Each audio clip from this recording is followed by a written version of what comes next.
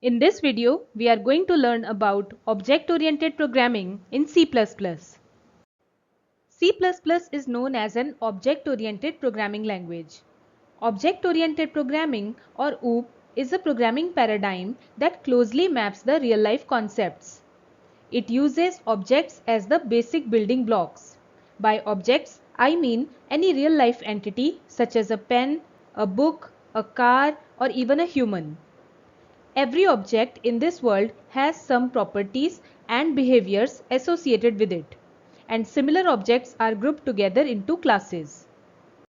Object-oriented programming includes these basic concepts: objects, classes, encapsulation, abstraction, inheritance, and polymorphism.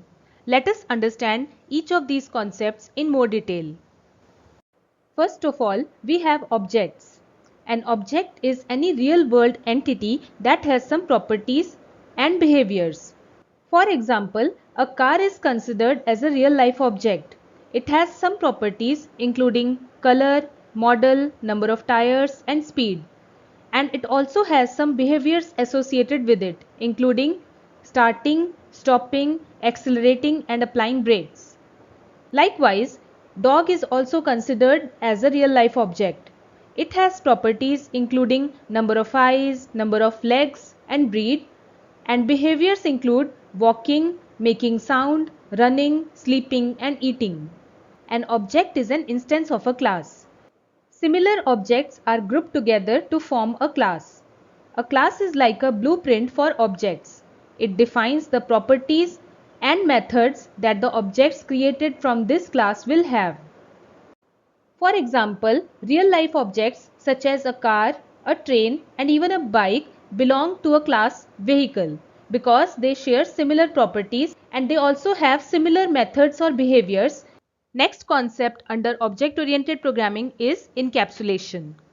Encapsulation means binding together the data and functions that manipulate this data into a single unit called a class. So we can see here that we have a class called student, and in this class we have certain properties such as roll number, name, and marks, and some methods such as get details, show details, and update details.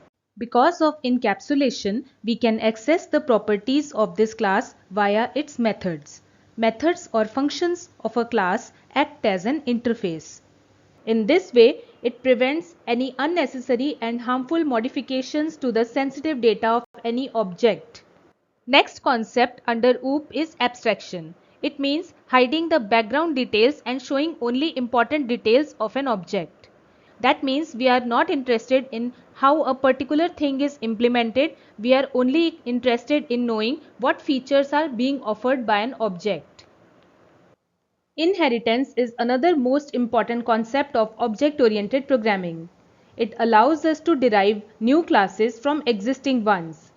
A newly created class is known as a child class or a derived class, whereas an existing class is known as a base class or a parent class. It allows us to create a hierarchy of classes and also supports code reuse. Here is one real-life example of inheritance.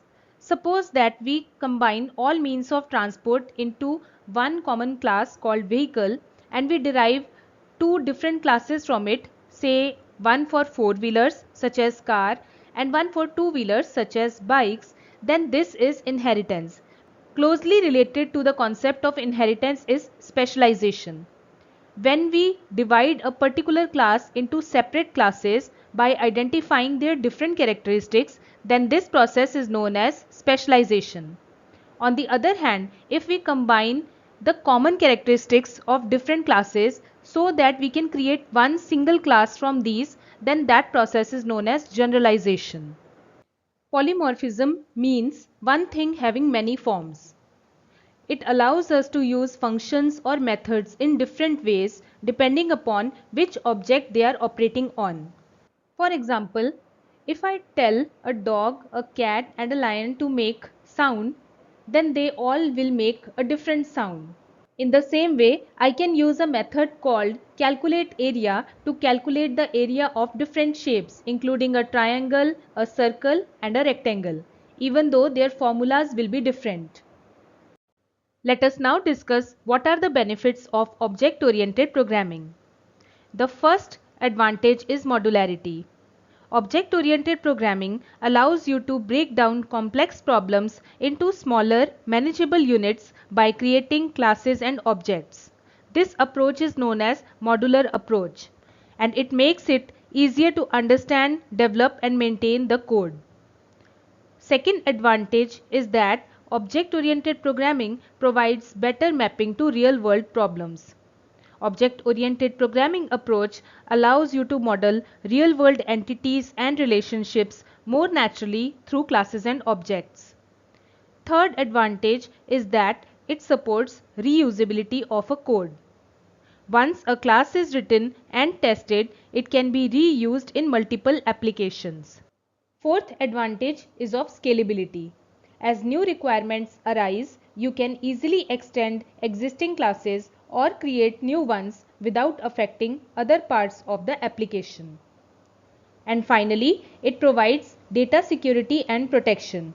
Through features like encapsulation, abstraction, and data hiding, object-oriented programming helps to protect the object's data from unintended or harmful modifications, ensuring data integrity and security.